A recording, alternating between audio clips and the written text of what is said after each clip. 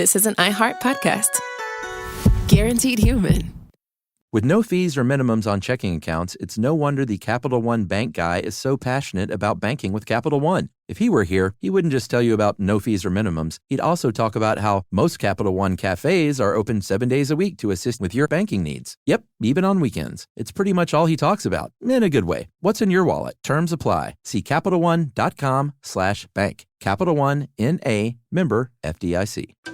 You see it instantly. It's Coldwater Creek, the mark of exceptional workmanship and signature touches inspired by a Mountain West heritage. Distinctive styles created from quality fabrics, silhouettes perfected with just the right drape, feel-good fits offering ease of movement, and thoughtful details to elevate your look. Coldwater Creek's authenticity is embodied in every piece, embracing its confident spirit that carries through to today. Discover Coldwater Creek clothing, designed to fit your life the way you want. For a wardrobe you can count on season after season, visit coldwatercreek.com. Shop the new spring collection at 20% off $75 or more with code IHEART20. Brought to you by the reinvented 2012 Camry. It's ready. Are you? Welcome to Stuff You Should Know from HowStuffWorks.com. You're getting smarter. Hi, and welcome to the podcast. I'm Josh Clark, a staff writer here at HowStuffWorks.com. With me is trusty editrix Candace Gibson. Candace, what are we talking about today? The question is there such a thing as a truly unselfish act? And what do you think? Is there? I don't know. I'm sort of on the fence about this one, but one of my favorite sitcoms of all time, Friends, had an episode in which they sought to answer the question.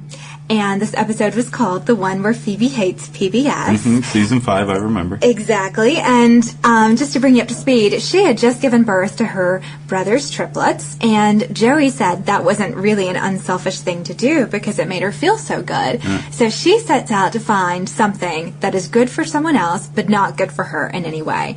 And she's stumped. And finally, she decides to let a bee sting her because it'll help the bee look cool in front of his bee friends. Right, but that didn't work though, right? No, because the bee died. Yeah. So finally, toward the end of the show, she decides that she is going to make a pledge to PBS. And Joey is taking pledges, and when he receives Phoebe's, he actually gets to be on TV. And that does something good for him, and the plan is foiled because Phoebe feels great. Yeah, so her altruistic act is ruined. No, so in the span of about, a 30-minute sitcom, that question couldn't be answered, but there have been some deeper perspectives throughout the centuries. Yeah, and I'm sure you already know this, but what Phoebe and Joey were engaged in is a centuries-old philosophical debate. Is there such a thing as a truly unselfish act or an altruistic act? And we should probably define that real quick. Altruism is performing some self-sacrificing act for the benefit of another person. Clear enough. I don't think we'd be even having this discussion if that was it. But there's one caveat to that, and which was posed by philosopher Immanuel Kant, who liked to shake things up. And that was that the person performing the unselfish act can't get anything out of it. And we're not just talking about tangible things. We're talking about the intangible warm fuzzies. Sure. Now, this has already been shown to actually have an effect on us humans, these warm fuzzies you just described. And using MRI machines, we've seen that by at least donating to charity, the pleasure center, the reward center in our brain sets off a flow of endorphins, and we feel just as good giving out money as we do receiving money. So clearly there are warm fuzzies, which kind of supports Kant's idea that there is no such thing as an altruistic act, but so too does evolution, right? Yeah, so in the natural world, there's also a couple of perspectives on this. And we look at something from the flora side. We have a tree, and when the tree sheds its leaves in the fall, essentially what it's doing is it's providing a cushion of warmth to protect its roots throughout the winter so that it can regenerate again when there's warmer weather. So it's propagating itself for future generations. And you could say the same holds true for a mother who protects her child in the face of adversity too. She's also trying to protect her lineage.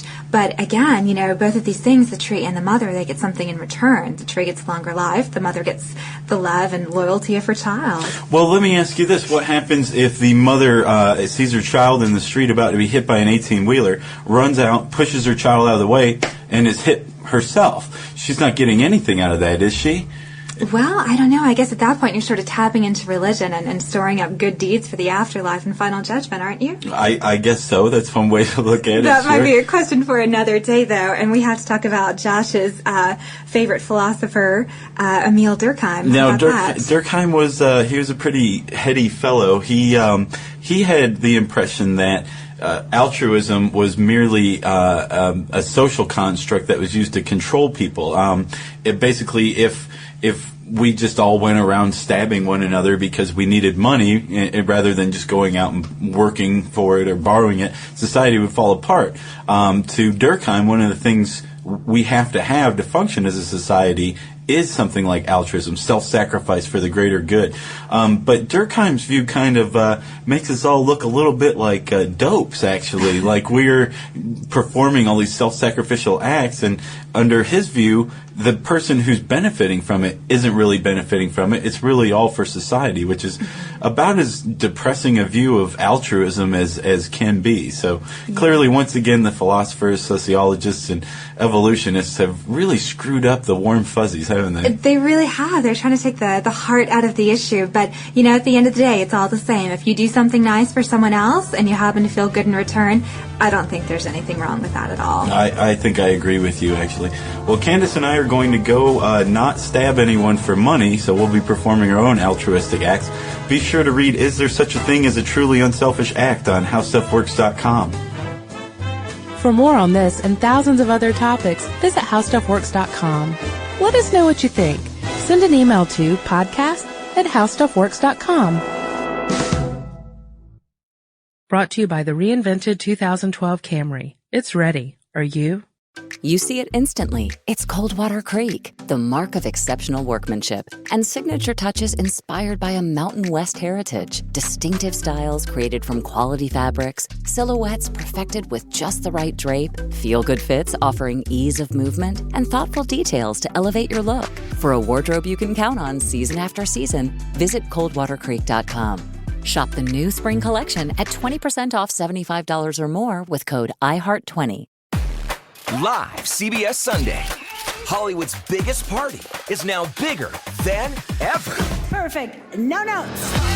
The Golden Globes, with more stars, more glamour, more chaos, and more host Nikki Glazer. We're gonna laugh at the celebrities that can take it and completely ignore the ones who can't. I'm just kidding. They're not safe either. The Golden Globes, live CBS Sunday, 8 Eastern, 5 Pacific, and streaming on Paramount+. This is an iHeart podcast. Guaranteed human.